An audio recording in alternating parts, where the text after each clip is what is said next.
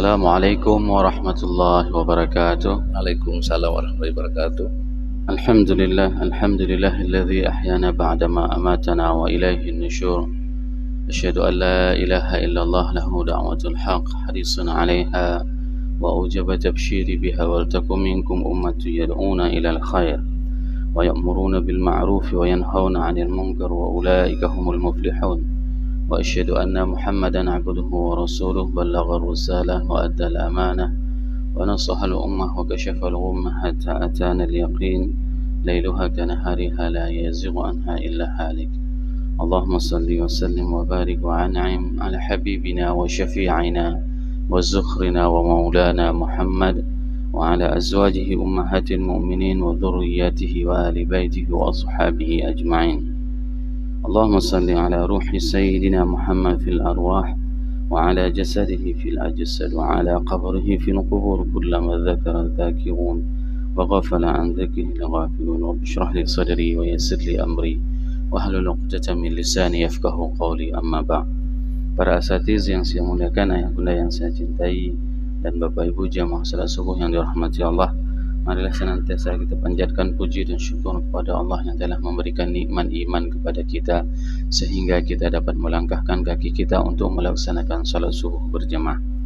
Kendati kita bukan pengurus masjid, kendati kita bukan sebagai penceramah, alhamdulillah Allah masih berikan nikmat iman tersebut sehingga tidak terasa berat langkah kaki kita untuk kita langkahkan ke tempat yang penuh dengan kemuliaan ini. Salawat dan salam mari sama-sama kita panjatkan kepada junjungan kita Nabi besar Muhammad sallallahu alaihi wasallam yang sangat mencintai kita umatnya. Rasul sangat mencintai kita umatnya. Hanya saja bagaimana kita membalas cinta Rasulullah sallallahu alaihi wasallam. Pada saat ada manusia mencintai kita, kita sangat terharu kepada orang tersebut. Namun kecintaan Rasulullah sallallahu alaihi wasallam itu sungguh luar biasa. Bahkan pada saat Rasul disakiti pun Rasul masih mencintai orang yang menyakitinya. Bagaimana dengan kita? Semoga kita menjadi umat Nabi Muhammad SAW yang akan diberikan syafaat oleh baginda Rasulullah SAW dan akan diberikan air dari telaga Kautsar yang disungguhkan dari tangan mulia tersebut. Allahumma amin. Bapak Ibu jemaah salat subuh yang dirahmati Allah, pada subuh yang berbahagia ini kita akan membahas tentang dosa besar as-sariq, yaitu mencuri, di mana Imam Az-Zahabi menjelaskan ini merupakan dosa besar yang ke-21. Beliau menyebutkan firman Allah Subhanahu wa taala dalam surat Al-Maidah ayat 38 yang berbunyi a'udzubillahi minasyaitonir rajim. Bismillahirrahmanirrahim. Was-sariqu was-sariqatu faqta'u aydiyahuma jazaa'an bima nakalan minallah. Jazaa'an bima kasaba nakalan minallah. Wallahu azizun hakim. Was-sariqu was-sariqatu faqta'u aydiyahuma. Laki-laki yang mencuri dan perempuan yang mencuri, faqta'u aydiyahuma, maka potonglah tangan keduanya. Jazaa'an bima kasaban, sebagaimana pembalasan terhadap apa yang mereka upayakan, nakalan minallah, sebagai siksaan dari Allah. Wallahu azizun hakim, dan Allah maha perkasa lagi maha bijaksana. Banyak para ulama mufassirin menjelaskan ayat ini. Kenapa disebutkan ayat ini dengan wallahu azizun hakim? Kenapa tidak wallahu ghafurur rahim? Ini menjadi pertanyaan yang menarik pada saat kita mentadabburi Al-Quran. Kenapa pada saat Allah menceritakan tentang sebuah kriminalitas, dan kriminalitas tersebut diberikan hukuman dengan potongan tangan, tapi Allah tidak menyebutkan Allah maha pengampun atau maha penyayang, tapi Allah menyebutkan dengan wallahu azizun hakim, Allah maha perkasa lagi maha bijaksana. Ini menunjukkan hukum mencuri itu harus ditegakkan hukumannya. Kenapa? Karena Allah maha perkasa. Kekuasaan itu milik Allah. Jangan sampai pada saat kamu memegang sebuah kekuasaan itu engkau selewengkan. Jangan sampai pada saat engkau mempunyai sebuah kekuasaan, engkau tidak mau menjalankan kekuasaan sesuai dengan hukum Allah. Sehingga Allah menutup ayat ini dengan wallahu azizun hakim. Ada salah seorang ulama besar, dia membaca akan ayat ini dan tersilapkan. Pada saat beliau menjadi imam, beliau tersilapkan. Beliau menutup dengan wallahu ghafurur rahim. Langsung disahut oleh orang di belakang imam dengan wallahu azizun hakim. Setelah salat, imam tersebut, ini ulama besar, mengatakan, terima kasih yang telah mengingatkan saya tadi. Apakah engkau menghafal Quran? Tidak, kata si makmum tersebut. Dari mana engkau tahu bahwasanya Allah itu adalah azizun hakim, bukan ghafurur rahim? Dijawab oleh si makmum tersebut, Arab Badui, orang Arab asli. Dia bilang, tidak mungkin pada saat Allah menceritakan tentang sebuah hukuman, maka penutupnya itu adalah ghafurur rahim. Akan tetapi penutupnya itu adalah bagaimana Allah menunjukkan tentang kekuasaan Allah. Begitulah diqqah, begitulah feel, begitulah rasa yang dimiliki oleh orang Arab Badui. Kendati dia tidak menghafal Quran, tapi dia tahu sambungannya apa. Kenapa? Karena ini adalah orang yang punya bahasa.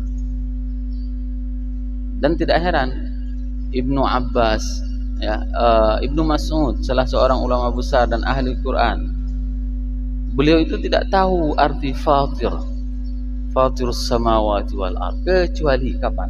Pada saat seorang Badui Arab itu bertengkar mengenai sumur. Beliau mengetahui makna fatir sebenarnya itu apa. Si Arab Badui tersebut mengatakan, ana alladhi fatartu hadzal bir. Saya yang menggali sumur ini, saya yang merawat sumur ini, dan saya yang memiliki sumur ini. Dari situ Ibnu Mas'ud mengatakan, setelah itu aku baru tahu makna fatir itu adalah Allah lah yang menciptakan, Allah lah yang memelihara, dan Allah lah menjaga semua ciptaannya yang ada di langit dan di bumi. Maka dahsyat sekali kalau kita mempelajari sejarah Rasulullah SAW. Kenapa pada saat Rasul kecil itu dibawa ke suku pedalaman Arab? Agar apa? Agar tidak terkontaminasi dari segi semuanya, bahasanya. Dan ini dilakukan oleh ibunda Imam Syafi'i. Ibunda Imam Syafi'i menempatkan Imam Syafi'i di dalam suku orang-orang Arab Badui. Agar apa? Agar bahasanya itu terjaga, agar dia mempunyai wawasan yang luas tentang bahasa. Kalau tidak percaya, kalau mau mendidik bahasa Aceh, misalnya orang Aceh besar, bawa masuk ke Muntasi. Kalau udah ngomong Sibreh, itu nampak muklidonya Aceh besarnya. Rambut, tuun ane-ane, seperti itu. Ngomongnya memang persis dialeknya orang Aceh besar. Nah, begitu juga dengan bahasa. Bahasa itu harus dikirim ke tempat ibunya bahasa. Kalau mau belajar bahasa Arab, ya tetap harus belajarnya di Arab. Kalau belajar di Indonesia, bahasa Arab, rasa Indonesia. Nah, ini fungsi pada saat kita memahami bahasa. Pasti sambungannya wallahu azizun hakim. Dikarenakan Allah maha perkasa dan maha bijaksana. Bapak Ibu jemaah yang dirahmati Allah, Ibnu Syihab menjelaskan bahwasanya hukuman bagi orang yang mencuri itu adalah potong tangan. Ya. Dan potong tangan itu merupakan sebuah kebijaksanaan dari Allah. Saya berulang kali menjelaskan, Raja Faisal itu adalah raja yang paling tegas dan yang paling adil yang pernah ada di atas muka bumi. Raja Saudi, Raja Faisal itu adalah raja yang paling tegas dan tidak mau tunduk dengan Amerika, tidak mau menjual minyak kepada Amerika. Mohon maaf, hari ini semua negara Arab mau menjual minyak ke Amerika dan ke Israel, sehingga Israel bisa dengan mudah menyerang Gaza. Dulu saya pikir, sebelum kasus ini saya pelajari, dulu saya pikir bahwasanya Gaza itu yang Israel itu yang menundukkan semua. Kenapa Israel kepingin menundukkan Gaza, Palestina? Karena cuma satu negara itu yang belum bisa ditundukkan oleh Israel. Yang lain negara sudah ditundukkan. Ini yang harus dipahami. Pemahaman ghazul fikri, pencucian otak. Sebelum orang-orang Israel mencuci otak, sebelum mereka merampas harta tanah orang Palestina, mereka sudah mencuci otak kita dulu. Dibilangnya kasus ini khusus pencurian tanah di Palestina. Dibilangnya ini adalah kasus orang Palestina tidak berhak tinggal di situ. Ini adalah kasus Arab, bukan kasus agama. Kalau bukan kasus agama, kenapa Umar bin Khattab bersusah payah mengumpulkan pasukannya untuk menaklukkan Baitul Maqdis? Kalau bukan kasus agama, kenapa Salahuddin Al-Ayyubi tidak bersusah payah untuk menaklukkan Baitul Maqdis? Ini adalah kasus pencurian hak, tanah, harta saudara-saudara kita seiman yang berada di Palestina. Ini yang harus kita pahami bersama. Pada saat saya cerita tentang Palestina, ini adalah cerita tentang saudara saya, saudara kita semua. Jangan pernah mengatakan apa kita urusan mana orang-orang Palestina. Orang-orang di Sawang, di Gunci sana juga miskin. Orang di ini juga tidak ada yang urus. Salah. Yang salah siapa? Yang tidak urus orang itu salah. Semua harus kita urus karena ini adalah urusan kita umat Islam. Sehingga di dalam salah. Berapa banyak ada lembaga-lembaga donasi yang mereka mengatasnamakan penderitaan, kezaliman orang-orang saudaranya di luar, mereka mengambil haknya. Jangan diambil hak tersebut. Kenapa? Karena mereka sangat-sangat membutuhkan terhadap bantuan. Apakah bantuan tersebut sampai? Sampai. Kenapa? Karena saya kuliah di Mesir dan saya melihat Bapak Ibu jamaah yang dirahmati Allah, Ibnu Umar menjelaskan bahwasanya mencuri perisai peperangan itu harganya 3 dirham. Itu hadis menurut Ibnu Umar. Sedangkan menurut Ibunda Aisyah, potong tangan itu batasnya itu adalah 1/4 dirham. Kalau kita hitung dengan rupiah sekitar 1.300.000. Siapa saja yang mengambil uang dari orang lain tanpa haknya 1.300.000, maka orang tersebut harus dipotong tangan kanan. Potongan pertama 1.300.000, kalau kita kalkulasikan potong tangan kanan. Ambil lagi 1.300.000, potong kaki kiri. Ambil lagi 1.300.000, potong tangan kiri. Ambil lagi 1.300.000, potong kaki kanan. Nggak bisa lagi kan? Udah habis semua peralatan tubuhnya untuk bisa korupsi. Pakai mulut korupsi, nggak mungkin tanda tangan pakai mulut. Nah, ini hukuman yang sangat adil Bapak Ibu jemaah yang dirahmati Allah. Tangan yang begitu berharga pada saat dia meninggalkan amanah dari Allah dan Rasulnya, maka dia tidak berharga. Kaki yang begitu berharga pada saat dia mengkhianati amanah dari Allah, maka dia tidak berharga. Hal seperti inilah yang harus kita tanamkan di dalam generasi kita. Bukan kebencian kita kepada hal-hal yang memang itu ada tasamuhnya, ada rukhsahnya. Orang Aceh itu paling marah kalau udah dibilang babi, mohon maaf ya. Kalau sudah dia caci maki dengan nama binatang tersebut, itu udah habis marahnya ya. Misalnya mohon maaf, kamu itu kan memang anak ini misalnya gitu. Itu udah marah sekali.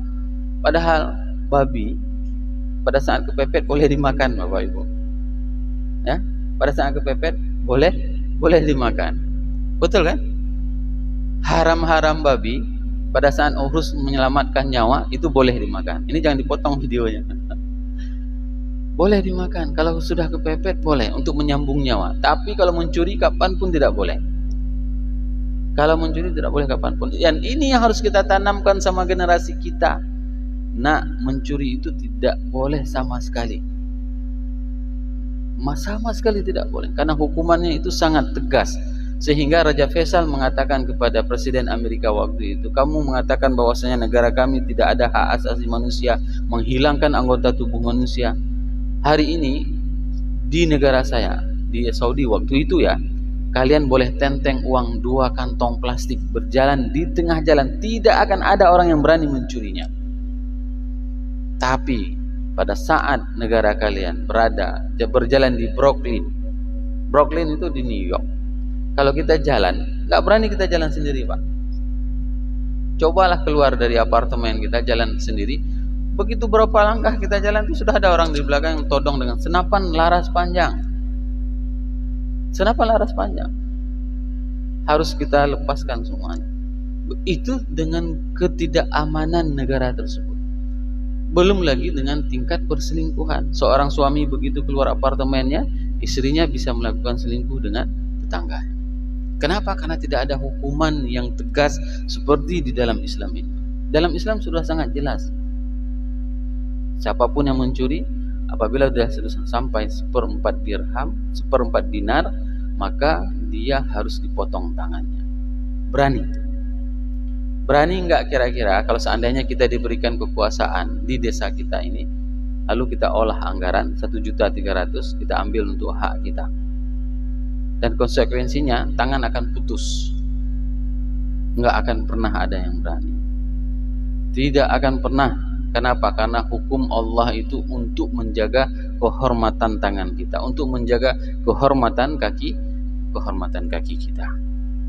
Maka beruntunglah pada saat kita hidup dalam keadaan Islam dan kita menerapkan hukum Islam tersendiri.